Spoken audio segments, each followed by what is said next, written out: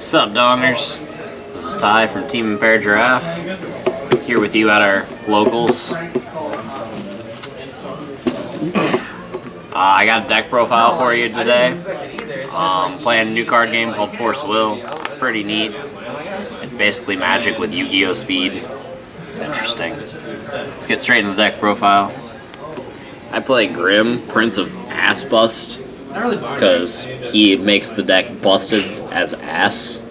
Actually, you know, I can't even deny that there's a lot of art. Then, for my stones, I got my Forbidden Lance Stone, I blame Steve. I blame, like, literally everyone who's supposed to be. my white one, my green-blue one, my green-red one. I play 13 stones, which is more than your average deck, but I ramp really hard, and yeah, if I play 12, I run out, so I like 13. Into the main board. Play 3 Cheshire Cat, because it's suboptimal turn 1 play. It is the second best card you want to see turn 1. I mean, realistically, and when I'm drawing my opening hand, if I see any card that is not one of these two, I put it back. I only keep these cards, because otherwise my deck's good enough that I'll just draw into what I need. Like, I play the ratios, I play the consistency, I play the draw engine. So, this deck is going to perform. This deck is meant to perform, so you got these. Then into the other fairy tales, you got your Glinda. She makes your shit, like, get in there. Like, real talk. She is the beefy bitch. Then you got your Oz, because Searching Thunder is pretty cool. Yeah, I like Thunder. Zapping people is fun. Rapunzel, because I like to whip my hair back and forth. I got Playset of Piper, because realistically I don't win the game if I'm not playing this card. Unless I play this card, of course. Damn it, Scotty.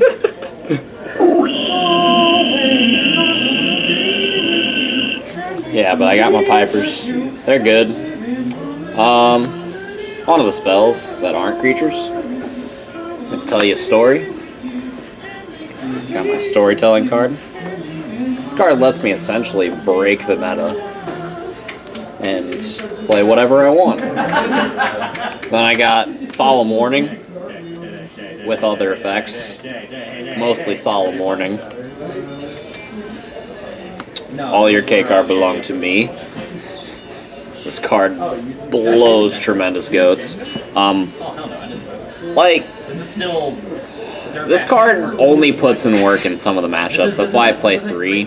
Like, it's a card I side out a lot, but it's a card I side into against control. So it's like, you gotta play the playset between the main and side. Same with this next card, Law of Silence. I play 2 in the sideboard as well. But it's just, you want to see these cards against certain matchups, but a majority of the time you don't. So that's why I don't max them, even though they're amazing cards. But that's what the sideboard is for, people. Game 1 is only game 1. I got my pipe, because how else is your piper gonna turn up if he ain't got a pipe? Realistically, you're gonna win games because of this card.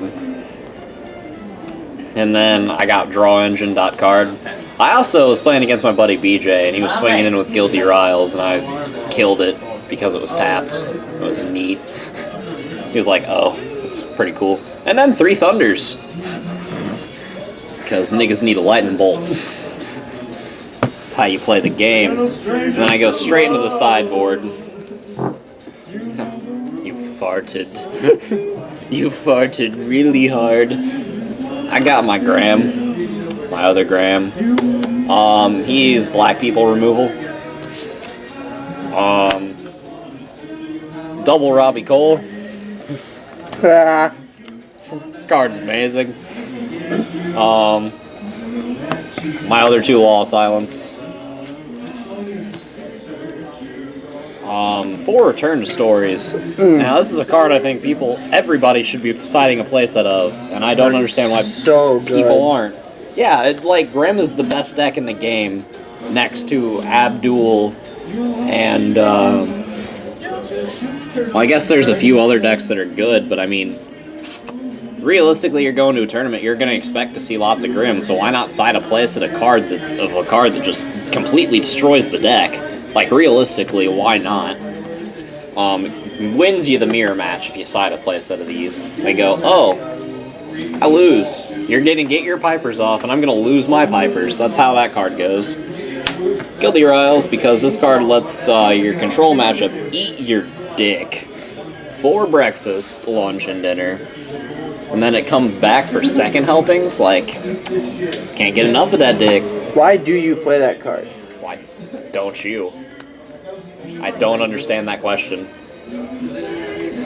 Like, why would I... It just feels out of place. I mean, it's not a fairy tale.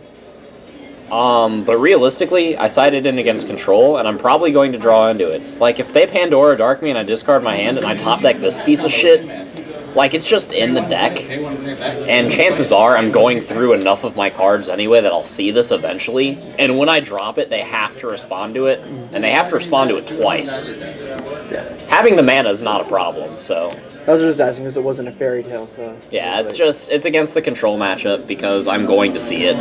It comes in clutch. My fourth Cake Zone. Would be a fourth Thunder, but they expensive though. And I'm a Yu-Gi-Oh player, so this is a secondary game to me. And then I have Dream of Juliet, just because I didn't know what else to put in there. But this card I side in quite a bit because Matt plays Musketeers and apparently he likes losing. Apparently. But that's my deck profile. Comment, rate, subscribe. Tell your girl about me. Give her my number. I'll hit her up. I'll fuck her for you. Let you know how it was. Let's hit a specific counter, and our abilities will proc off no matter what. Yeah, this game's pretty cool. Check it out. That's my deck profile. Have fun. Turn up. Fuck yourself. Damage is taken.